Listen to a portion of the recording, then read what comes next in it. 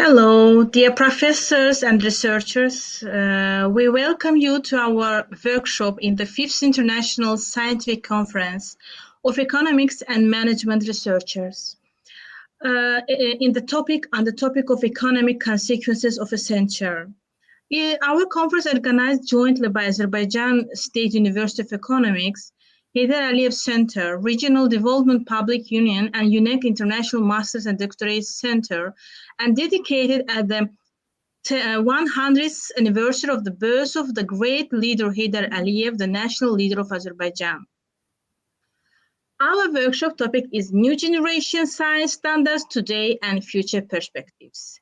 Today we have speakers, perfect professors, researchers, Miss Ramona Rupeica-Poga from the University of Latvia. Thank you for joining and giving the time to beginning our workshop on this topic. Other speaker is Evelina Izjak, University Kazimierza Wielkiego.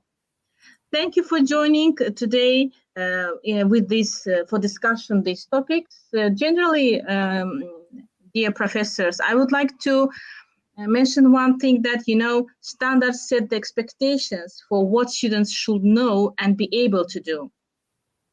This actually standards help students deeply understand core scientific concepts, maybe understanding the scientific process of developing and testing ideas. Then this next generation science standards is exactly based around three-dimensional learning.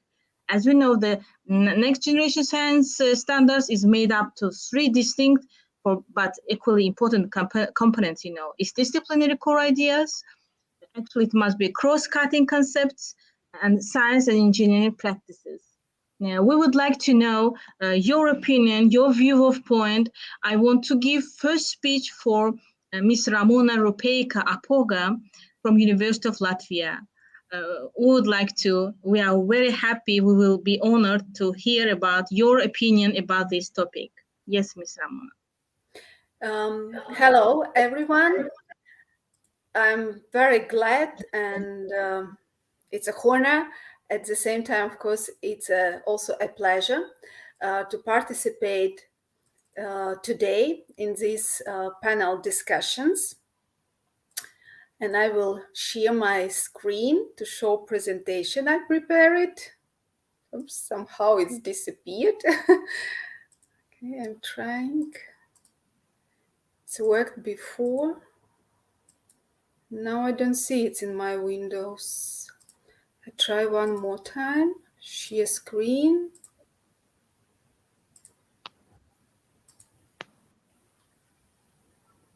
Yes, it's visible now. It's visible, but I don't see my presentation anymore. You share your screen. Yeah, I shared my screen, and now you can see my presentation. Not yet, Ms. Ramona. Because I see that.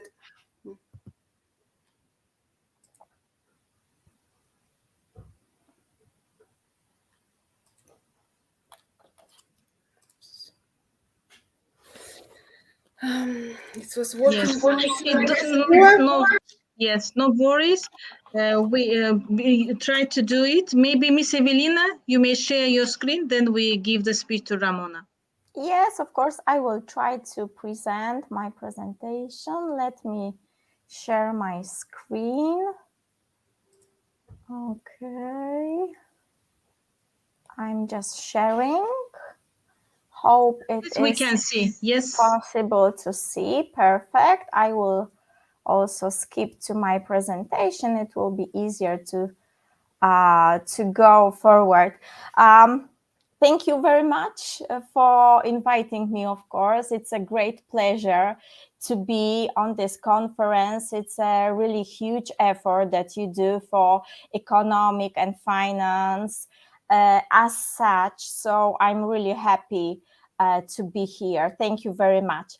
Let me share a couple of my thoughts about new generation science standards. I would like to talk a bit about today, what we are doing now, and what is the future, of course, as the topic says. First, couple of words about introduction, general thoughts, of course, then I will try to connect perspectives and trends that we meet at the scientific field. And then I will share with you a couple of thoughts about the future.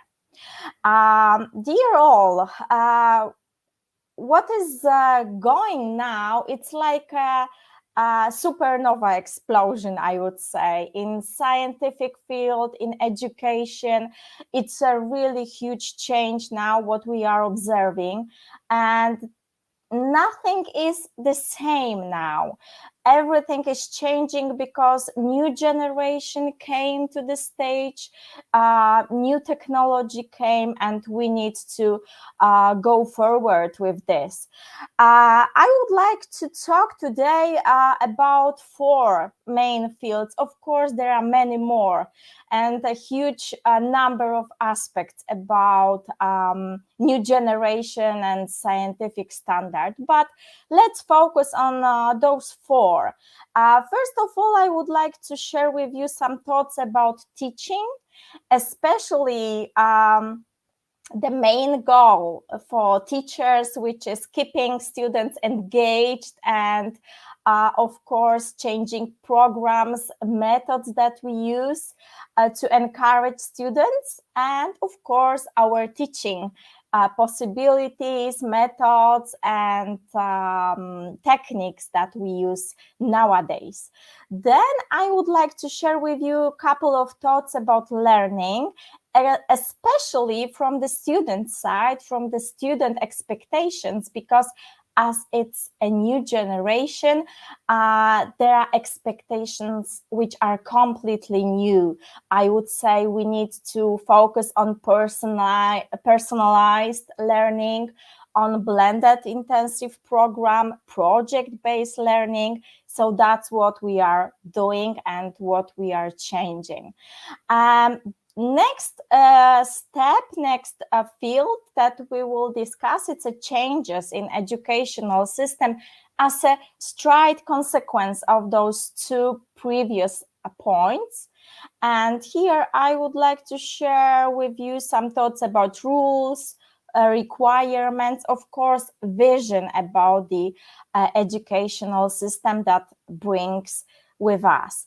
And the last, but of course not the least, it's what we are researchers do. It's a scientific publications, and we do research and publish a lot of papers. So that's what we are also need to discuss about this topic.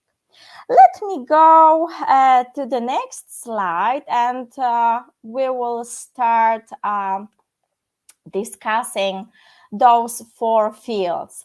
As the topic says, new generation, new science, new standards, of course, what we need is also a new approaches to meet the expectations of this new situation that we have nowadays. First of all, let's start from us, from lectures, from teachers. This is a teaching aspect which really changes a lot.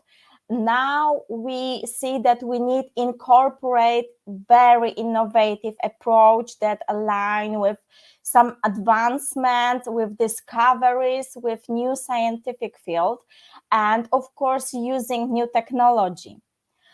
The second step is learning. It's from the student perspective.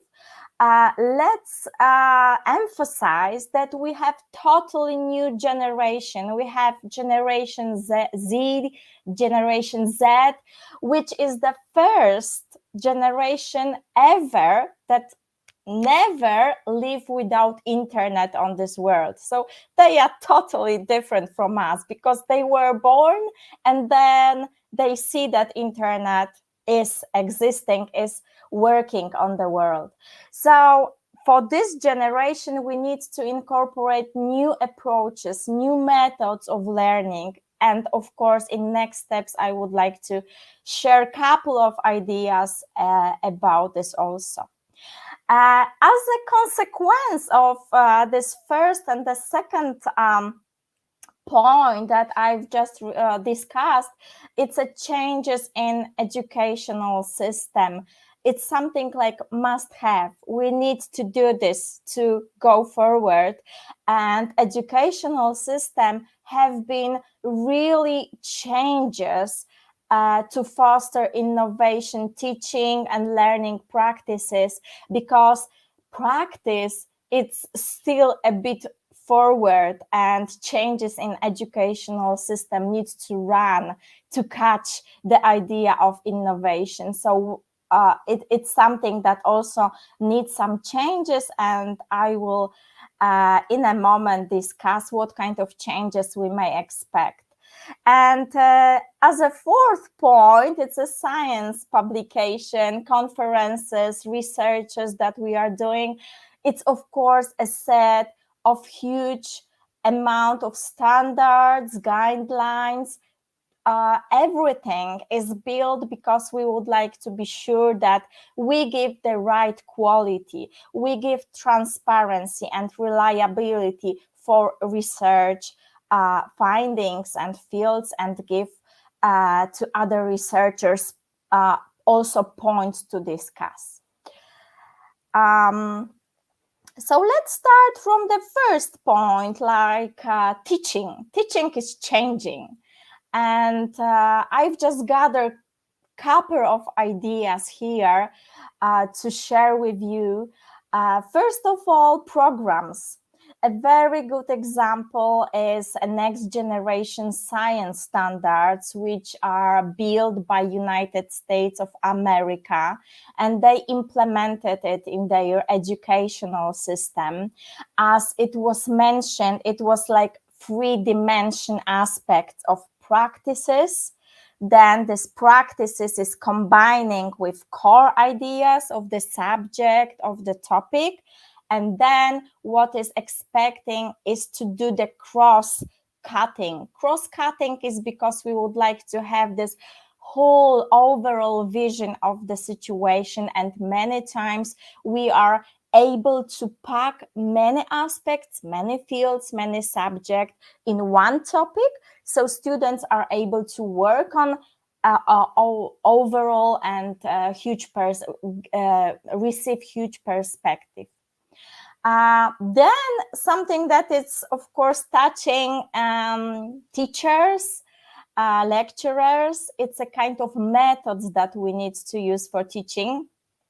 And there are of course a huge amount of innovative methods like action learning, of course, team exercise, coaching, field exercise, simulations, and many, many more. Everything is because we would like to give students the feeling of a real world.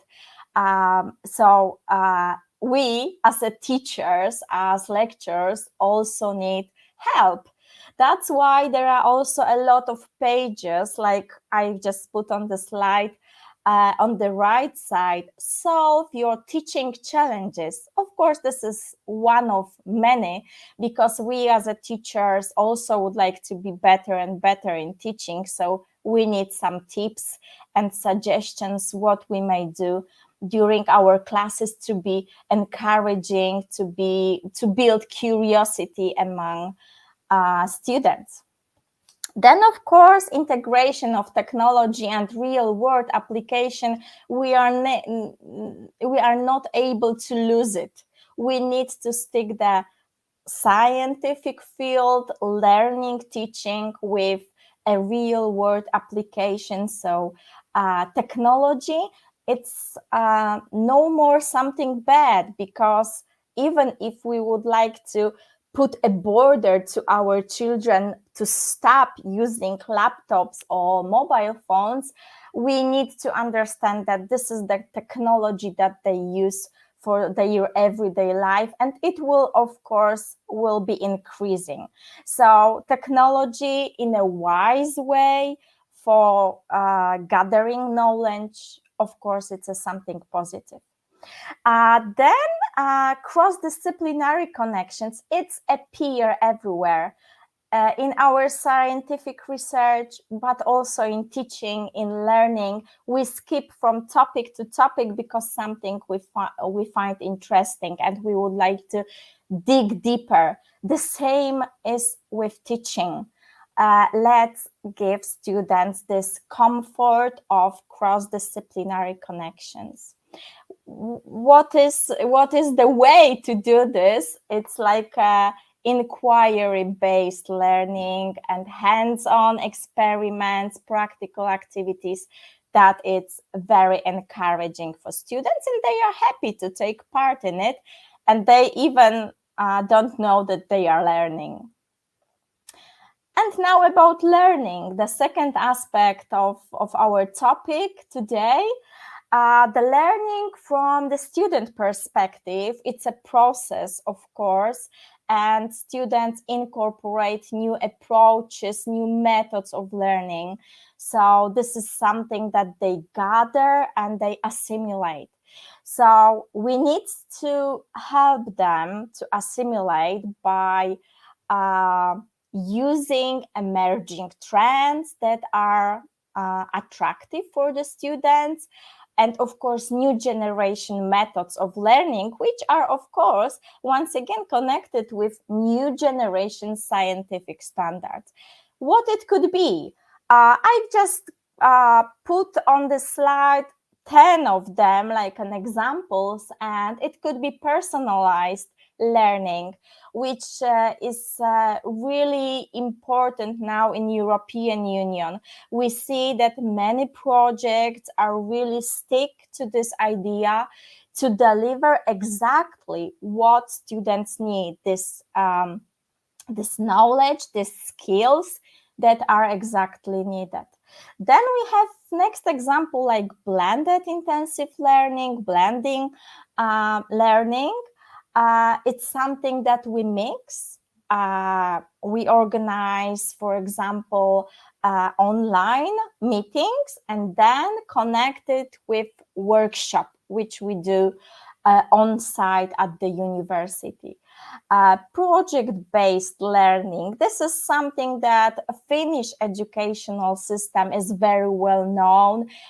They are one of the best in the world, and they are really focusing on project-based learning. So it's something to applicate, of course. Flipped classroom. Let's give students the stage. They will be able to explain how they understand topic. They will prepare a question to the topic. It's of course a way of learning, and many more like game-based learning, online and distance learning, which we really need to assimilate very quickly during the pandemic situation. Collaborative learning, experiential, not exactly experimental, but experiential, like gathering experience of learning. Adaptive learning, very popular nowadays, to adapt exactly learning to the needs of the market, to the needs of the students, to the needs of the companies that need to fill exactly the gaps in learning or in skills. And of course, mobile learning, which is obvious now, I guess. The third area is about changes in education system. The key changes must be done in educational system for new generation, because they need to actively participate in building this educational system in scientific field. These three core ideas, which I've mentioned before, I will just repeat once again. It's practices, core ideas, and cross-cutting that build a really great opportunity for a full educational system that really deliver what is needed. What we may say about standards, of course, it's a set of expectation, but a really good example, if you would like to deep dive in this topic, is to see a framework of K-12 science education, which is a really good example. It was created by National Research Council from United States of America. And it's really good structure idea how to build standards, what kind of knowledge students need to gather, how we should give them scores and give them pass, let's say. Then curriculum reform, it's an educational system which are revising and updating science curricula to align with the latest scientific advancements and emerging field of study, that it's something must have. We need to feel this work, we need to do this work to reform our curriculum, to update for nowadays current situation. Then we see this many aspects all over the world that we need to combine science, technology, engineering, and mathematics, like a set of education. And in this case, we are able to promote in the interdisciplinary, and it's easier to understand for many students when we have this real life topic to understand this aspect of science, mathematics, technology, engineering. Teachers, professional development, of course, we need it. We work with students in every day, but we also do our scientific work. And at the same time, we need to develop our knowledge, our professionalism, our excellence.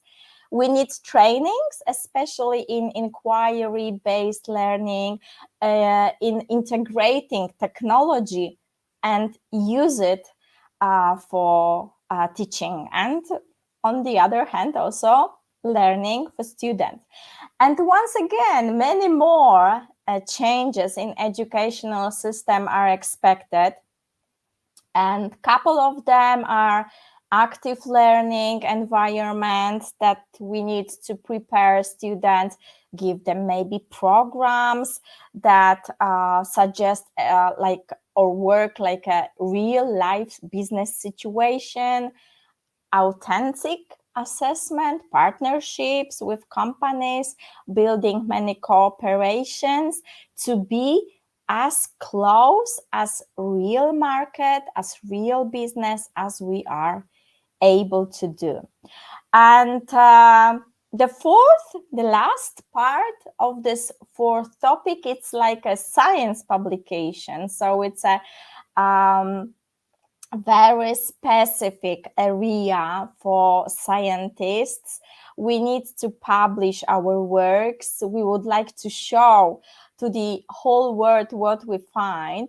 And of course, we have different journals which has a special requirements, and there are very among journals and disciplines, and couple of this typical ones I'm just trying to show on this slide. What we usually meet in our scientific publications, like a new generation scientific standards that appear like a real standard, which are executed. It's like a peer review, it's a clarity and structure that it's expected in our articles, not like a messy information, but very well structured, very well organized, clearly written. It's something that it's expected.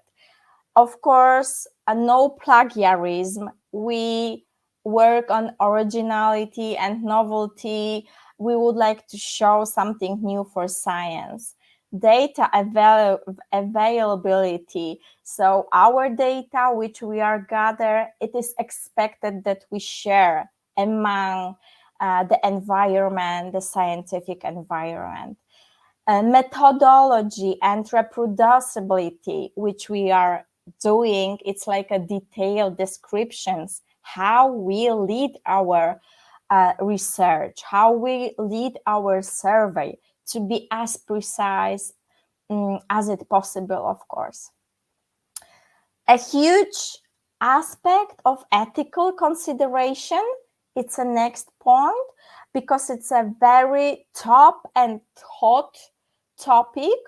Many journals expect this certification or confirmation that our research, if it was involving human subjects or animals, must be ethical. There is no place for no ethical actions, no ethical activities. Citation and references. Of course, we need to share information accurately and reference and cite the work that we have used also in our work, which was inspiration for us. And journal guidelines. Of course, many journals, every journal has its own guidelines. Each scientific journal has its own specific author guidelines or outline, formatting requirements, word limits, citation, and styles. So these are just 4 aspects of new generation science standard. But what comes together, it's a building education standards, education system. And I just would like to share with you also information about education index. And here we see countries which are categorized by education index. And we see that these dark green colors are the countries which really have very high standard of education. But on the other hand, we also see that also half of the world, it still have a lot to do. So we all need to learn, we all need to educate and bring a better standard for our education system. And almost at the end of my presentation, I would like to share with you examples. Just one about Finland, which is one of the most efficient education system in the world. For many, many years, they are somewhere on the top of the list. And according to GEMS Educational Solutions, this education system in Finland is really among the best and most efficient in the world for a couple of years. It's not like one situation, it's a couple of years. And why? Why they are so good? I just gathered 10 top reasons why Finland has the best education system. And it's, for example, free education, not only for Finnish citizens, but as well for those who are coming from European countries. They also implement this idea of new generation science standard about holistic teaching and learning. There is something interesting, something different than in other systems. They have no standardized testing. It's a teacher decision how to grade students. Of course, they mark progress about students, but it's a very up to teacher how to organize it. Children go to school when they turn 7 years old, so we may say that they start in older age than in some other countries. There are also a bar for teachers. To be a teacher, you must have master's degree from specialized teaching schools. Removing any kind of competition is something typical for Finnish system. They really emphasize cooperation, collaboration. There are no competition between academic institutions, which is sometimes messy and make more mess than positive things. Better alternatives to the same old pupils, students. This is for their decision if they would like to continue at the university, or maybe they need or prefer vocational schools and training classes. Skills of teamwork, collaboration, team spirit, it's something that it's building from the very, very beginning in this educational system. And also students are provided with time and scope to build the best foundation and basics for them, which is also important because they decide that it's better to spend more time to have this strong foundation, strong basics to go further, and it's really works. And the last but not the least, of course, they choose what's the best for them academically, or maybe career and expertise in some field. And at the end of my presentation, I would like to share this aspect of the future with you, especially very hot topic about using ChatGPT and artificial intelligence. And yesterday, very fresh conference, very fresh webinar also was about this topic from European Associated of University, and many professors share information how to use this ChatGPT. Is it useful? Is it forbidden? Or maybe it's helpful for our new generation science standard. And Professor Michael Libet give a really great example. He uses artificial intelligence during his lectures, during his classes, but his idea is how encourage students to do something that artificial intelligence is not able to do. And of course, we are like a people, we are really great in social contacts, cooperation, which artificial intelligence is not able to do.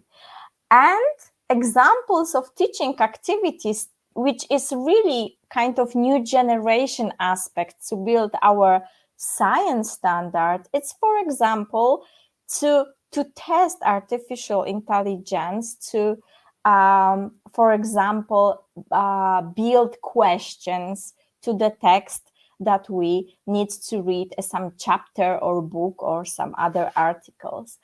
And very interesting ideas was bring by Jill Redberg from University of Bergen.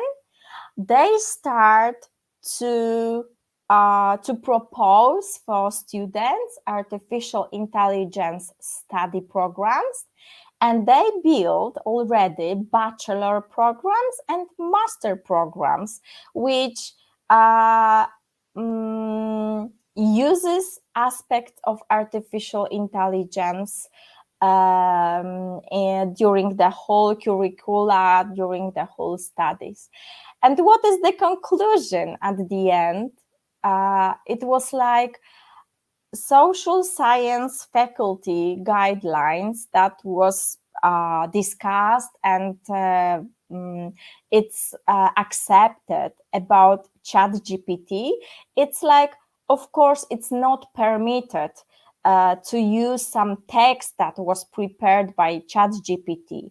But on the other hand, help in structuring, restructuring, copywriting, summarizing, getting ideas, it's something that is allowed. It's something that we may use in our teaching and learning and in our educational system. So for summing up, we see that nowadays we have a really huge amount of puzzles that create one picture of this new generation science standards that we still build, and we need to be agile. We need to find also time for reflection, for using new technology in a wise way, also with the transparency, and in this all fields that we've discussed: teaching, learning, changes in educational systems, and also science publication. And my idea at the end, and what I'm trying to also do with my students, is to leave a trail. I'm a really huge fan of Ralph Waldo Emerson, who told, "Don't go where the path may lead. Go instead where there is no path, and leave a trail." And this is, of course, about this, our new challenges in building new generation science standard. Thank you very much for your attention. Thank you, Ms. Evelina Jack. Very interesting and knowledgeable information we got from your speech today. Especially, I would like to focus on the steps which you mentioned about the how the new generation comes science, from the programs, integration of technology, till inquiry-based learning. I exactly appreciate the part about the science publications, because science publication is a result of the researcher, and this almost help to new generation to analyze and see the past happenings and the future perception also they may see. It will be easy platform for see and analyze differ, and exactly got something for the new researchers, for new idea, because we are not we trying to adapt the new generation. The same time we have to be sustainable exactly in the platform with them. I have one question. I'm very interested. I'm interested in the future. Your prediction, Miss Evelina, about the what will be after 30 years with information. We have massive with information, a lot of nowadays data, so it's coming down to us. We analyze, we got our important of the information for us, but what will be after in 30, 40 years? How we will manage this information, Ms. Evelina? What do you think? What will be after 30, 40 years? Oh, of course, it's a very difficult question, challenging, but I think that what we observe now, the huge role of artificial intelligence will be in this field to aggregate, to select information, and we as researchers nowadays also we have this huge possibilities to research, to do the research in let's say every book, every material, all the world. And then of course it will progress. It will be opening. We are going in the side of open access of our documents, our researches. What is expected, it's also sharing data, because some other researchers may use our data and try to build a similar research, try to compare, try to find connections. So I think it will be more open access, but at the same time, we will be able to choose this information, segregate in a more easy way. Maybe artificial intelligence will do it just if we give the keywords, and we will receive the base with the information, and our role will be to read it, to understand it, to find connections. So I think it's the first part of this answer for the question, but the second part will be the transparency. The more and more journals which are very top with very good opinion, journals all over the world, they expect this transparency. Nowadays we have really great, I would say, programs that will check anti-plagiarism. So I think we need to be more responsible in our area, because it will be seen, it will be transparent. And the third aspect, which is also very strongly emphasized recently, is the ethics of our work, ethics about our activities and research that we are doing, informing people when they answer the survey how we will use the data.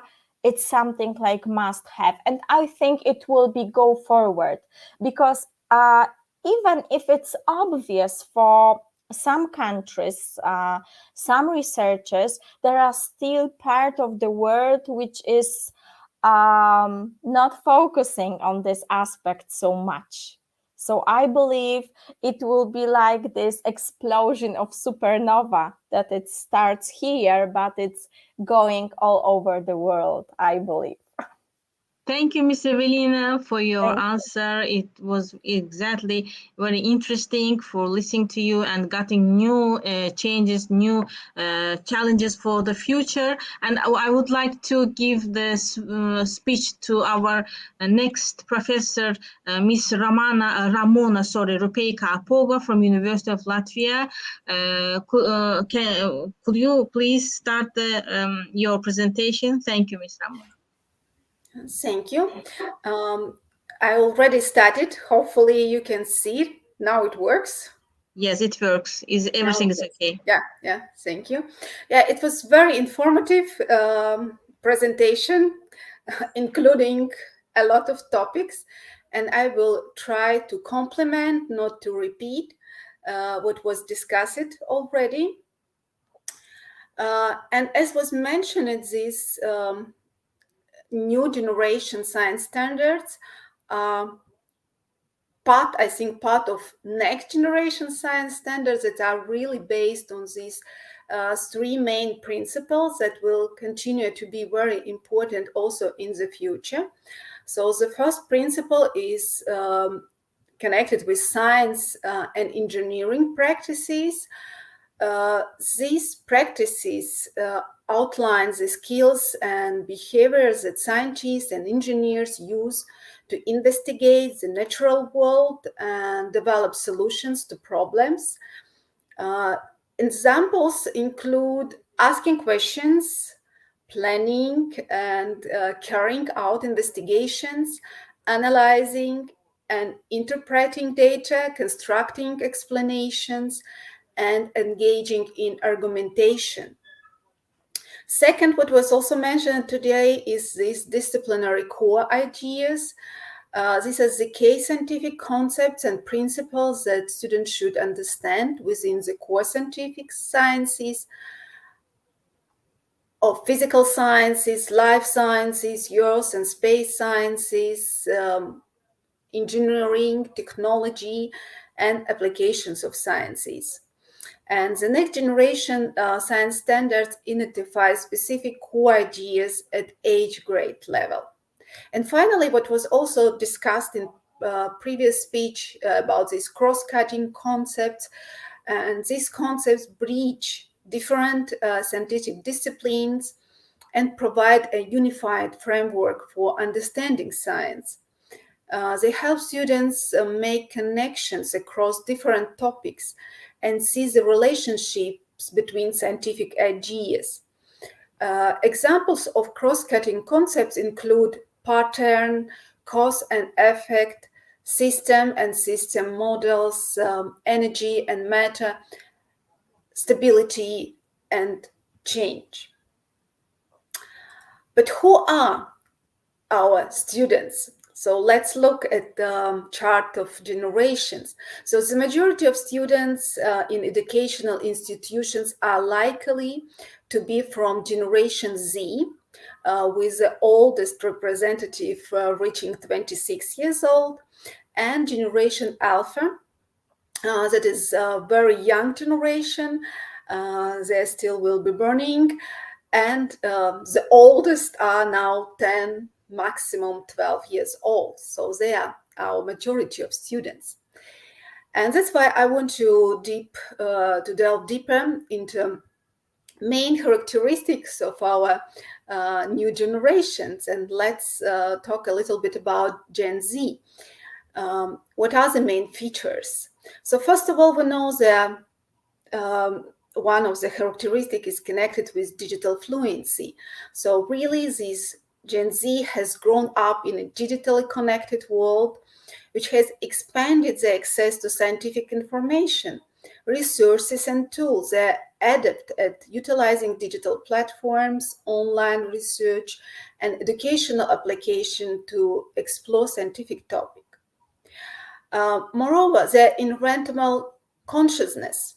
So Gen Z is particularly concerned about environmental issues and sustainability. They're passionate about addressing climate change, biodiversity loss, and other pressing environmental challenges. And this interest often translates into an inclination toward scientific fields related to environmental science, renewable energy, and conservation. Another feature is STEAM education. So STEAM is for science, technology, engineering, and mathematics education. The Generation Z has been exposed as inside as outside of schools already.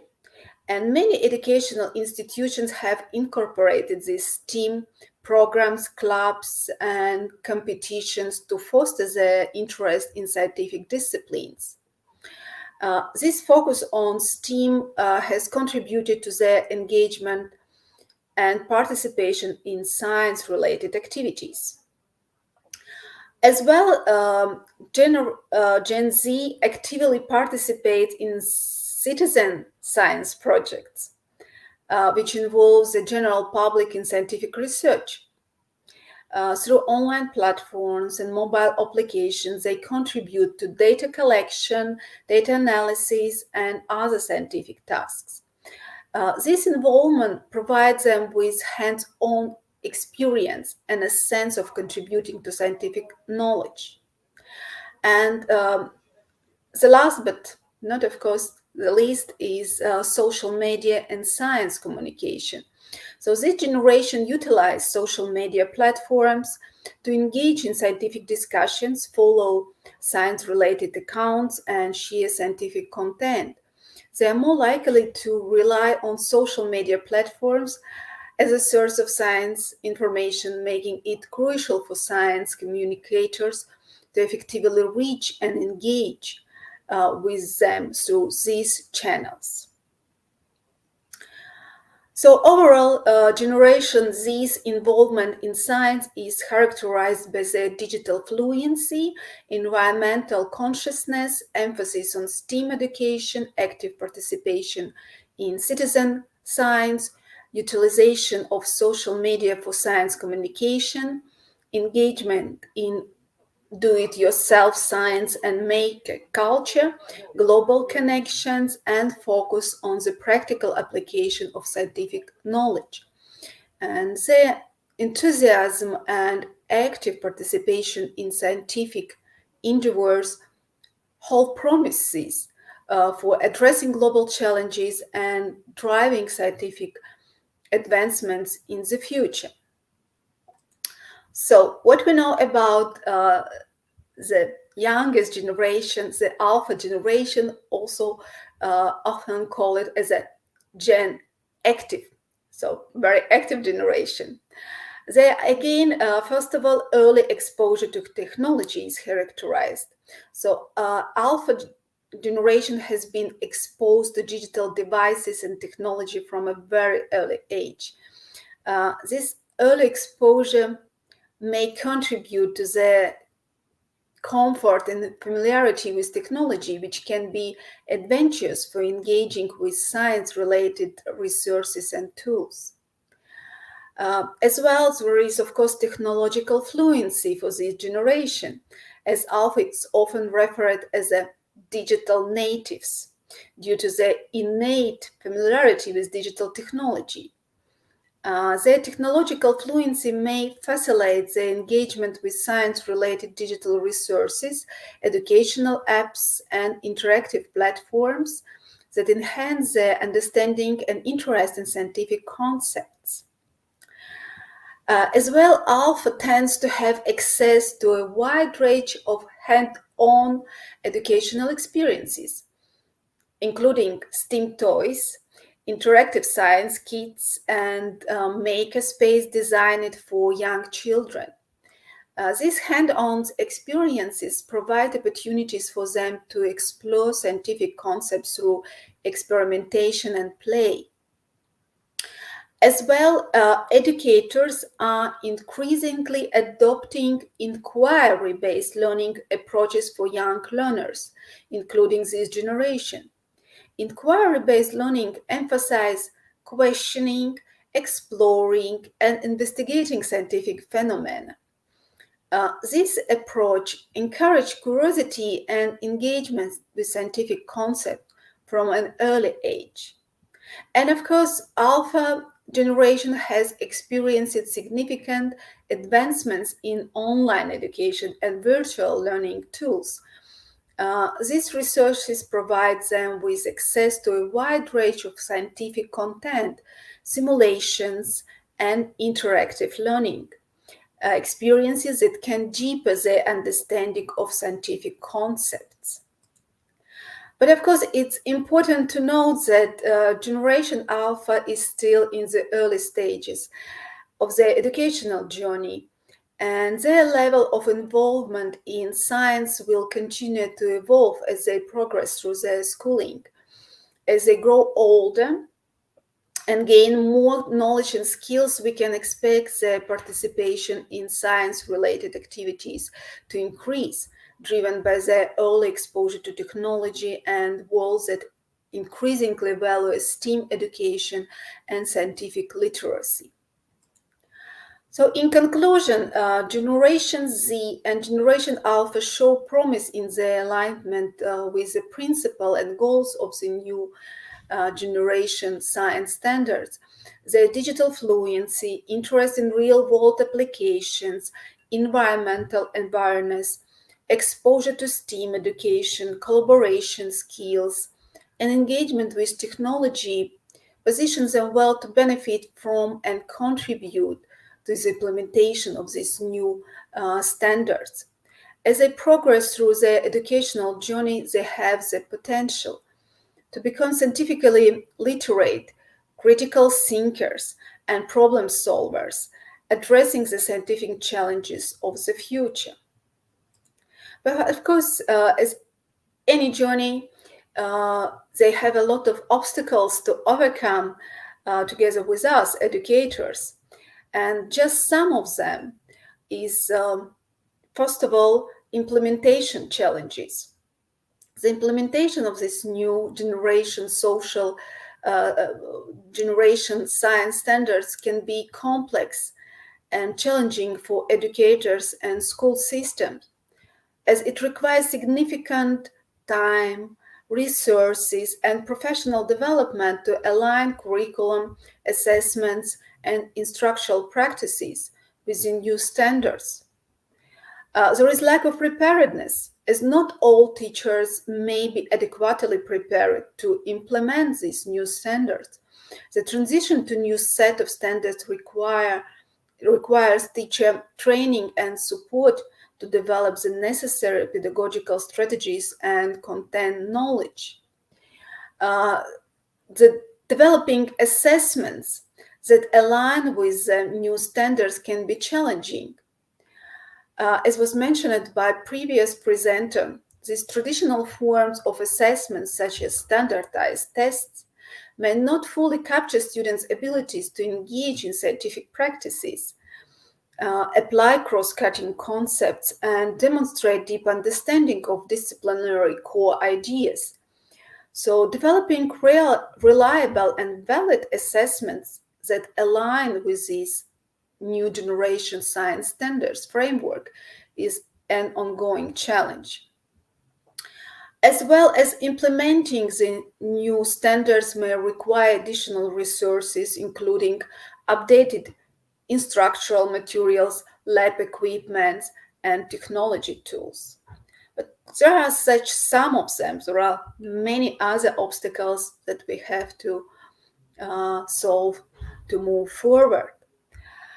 But I would like to finish my presentation by thanking you for your attention, and let's remember that knowledge, skill, dedication, and collaboration drives the goal of fostering scientifically literate citizens. Thank you, Ms. Ramona. Very interesting presentation, and thank you for your research. I want to ask one thing, both of you. What do you think? Will the world need teachers after 30 years? I'm running, but I need to know this answer. What do you think? Will the world need us? Will they ask? And how the teacher will generate after 30 years? I think that still we will be needed, maybe. Of course, the simple task could be replaced by artificial intelligence, checking some homework, some calculations. But this critical thinking that is becoming more and more important nowadays, it's for artificial intelligence is not yet able for students and for us as society to help be critical, and teachers are the ones that can help students to develop these skills. So I think that we still will be needed. Really? Our role will change, our task will change, but this social contact, this power skills, like before it was called that soft skills, like now these new standards are more oriented on these technologies, and these power skills, what is based on communication and our innovativeness and also creativeness. As a human beings, we are creative, we are social beings. This is our power that we will need to use in the future, and teachers are powerful in this area. Thank you, Ms. Ramona. Thank you. It is exactly interesting for me. About your opinion, Ms. Evelina. Yes, I also think that teachers still will be needed because, of course, I believe that artificial intelligence will be improved, but now what we are able to receive from that tool, it's like a general information, and sometimes it's totally not true. So that's why our role, like a teacher, is to connect students with a real world and to share our experience with them, which are totally real, not like fiction. So I believe that it will continue our role, maybe in a different way with many other tools and using different technologies, but still. Still, the world needs teachers. Yes. Thank you very much. I believe. I hope as well. Thank you, both of you. Very interesting for me, exactly, for our students, researchers, and professors for listening to your presentations and your research. I appreciate exactly. See you in the next conferences and the next platforms. Good luck to both of you. Thank you very much.